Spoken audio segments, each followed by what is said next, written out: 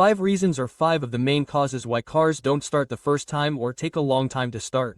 Or, to put it another way, I'm specifically referring to those scenarios where we put the key in the ignition, turn the switch, and in order for the car to start, even though the starter motor is working, it either takes longer than usual or it takes 2 or 3 or more attempts for the car to start. That's what I mean when I say that the car has difficulty starting or doesn't start the first time. So, to make it much easier to understand the different causes or reasons that can lead to this condition, it's important that we talk briefly, I won't take too long, about what happens, at least in broad terms, in those moments when we start the vehicle. So, for example, when we start the vehicle, what we need, first of all, is for the starter motor to work. Obviously, it's what's going to give the engine the first impulse so that with that first impulse the car starts if the rest of the conditions are present. Additionally, we need power or electric current from the battery, obviously for the starter motor to work. And in the same way and at the same time, we are going to need the fuel, gasoline, spark, air, and compression in each and every one of the cylinders to be ready in each and every one of the cylinders so that the car can start as quickly as possible. So, once we are clear, at least in general terms, about what is needed for the car to start normally, now we will be able to understand much more easily the main causes why cars do not start the first time or have difficulty starting. So, let's go with the first cause and one of the most common, which is going to be the battery. If the battery is old or is at the end of its useful life or has a problem with loose terminals or wiring, it is very likely that if our car is not starting the first time or has trouble starting, the culprit is the battery. Because when the battery has problems and cannot deliver all the necessary power, this problem will affect different components that are essential for the proper starting of the vehicle. And these components are mainly the starter motor, which needs electric current or needs energy directly from the battery. If the starter motor does not have the necessary energy from the battery, the movement of the starter motor will be slower and with less power. The same will happen with fuel delivery, since the pump is electric after all, and with a weak battery, the fuel pressure may be lower than required for starting, mainly in cold starts. Additionally, we can also mention the spark, since the quality of the spark also often depends on the power of the battery, at least when starting the vehicle. Now, when the vehicle starts, then the alternator comes in, it starts charging the battery and starts supplying current to the entire electrical system. But when starting, everything falls on the battery, so if the battery has problems, we could have a situation like the one we're mentioning, of a car that doesn't start the first time or that has trouble starting. So, from there we move on to the next one, which is also quite common and mainly affects cold starts. And for this second cause, I'm going to refer directly to what is the damaged engine coolant or antifreeze temperature sensor.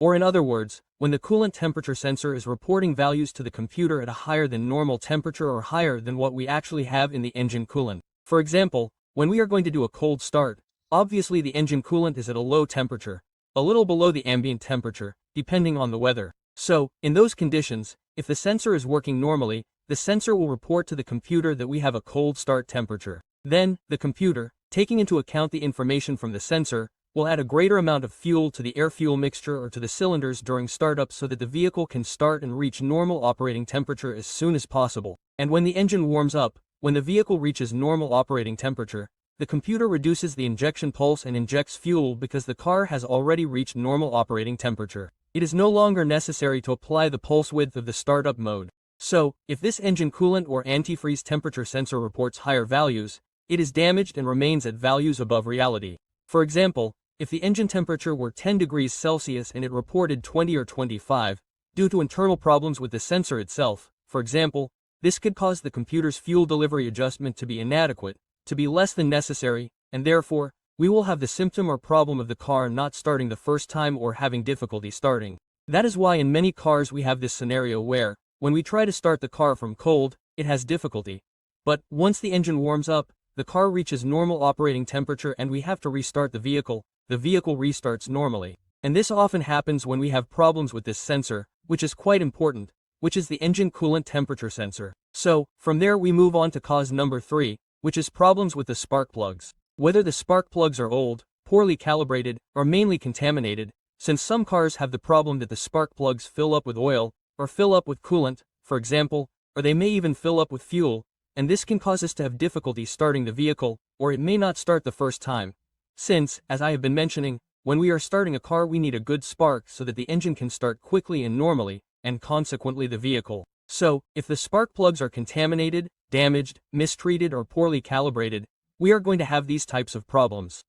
If we have, for example, internal oil leaks and the spark plug fills up with oil, we are going to have problems starting the vehicle. And in the same way, if the spark plugs fill up with coolant due to an internal leak, the same thing is going to happen. We are going to have difficulty starting. And, in the same way, if we have a problem, for example, with the injectors, if, for example, the injectors leak when the car is off, that they have sealing problems, or, in other words, that they do not retain pressure and one or more of the injectors leak into the cylinders, we will have that problem. And when this happens, that we have oil, coolant or fuel, what we will also have as a result, or what we will be able to notice, is that we will have to make 2 or more attempts to start the vehicle, and once it starts, it is very likely that at the same time we will have smoke coming from the exhaust. The smoke can be blue, white or black depending on the problem we have. Generally, when it is blue it is more related to oil, when it is white it is more related to coolant or water, and when it is black it is more related to fuel or gasoline. And in that case, we would have very rich mixtures at startup or a car that is stalling due to excess gasoline. So, from there we move on to the fourth, which is quite common and many people do not check it, and it is low gasoline or fuel pressure at startup. If we have low fuel or gasoline pressure, for whatever reason, in the injector gel, at the time of starting, we will have a delayed start or we will need 2 or 3 attempts to start the vehicle, since it is precisely during cold starts that we need the highest fuel pressure, practically the maximum specified in the injector relay. So, if for example we have a weak pump, we have an internal pressure leak, or we have, for example, a half-clogged fuel filter, and we have low pressure here in the injector relay, low pressure at the time of starting, that will cause a delayed start, or as I mentioned, we will need 2 or 3 attempts to start the vehicle. And finally, a cause, but in this case it will be twofold. We are going to mention 2 points in this final cause. The first is low compression, since when we have low compression in one or more of the cylinders, in the event that the engine is already old or damaged or that it is already weak in one of the cylinders, it will also cause these problems when starting the vehicle. And in a case like this, the starting problems will be chronic and will only be definitively solved by rebuilding the engine. And finally, as a final point, something very important that I have to mention, and that is also quite common, is that many times this type of problem is not due to just one cause, but there are cars that already have 2 or 3 of these causes that I am mentioning, and it is no longer possible to solve them only by performing maintenance or repairing a single component, but sometimes it is necessary to solve 2 or 3 problems that the cars have accumulated, and as a consequence of that we have these types of problems, and it seems that they become chronic. For example, if I have old spark plugs and on top of that I have an old battery and the battery has scale on the terminals, my problem probably won't be solved 100% if I just change the spark plugs or if I just change the battery. Or if I have, for example, an engine with 1 or 2 cylinders with low compression and on top of that I have low fuel pressure, it's very difficult to solve a condition like the one we're mentioning, problems starting the vehicle, by solving just one problem. So, those were the 5 main causes. There may be more causes, obviously this is a broad topic, but generally these types of problems are going to fall within these 5 causes. So, that's all for now. Thanks for watching the video, thanks for your time. I send greetings to everyone and see you next time.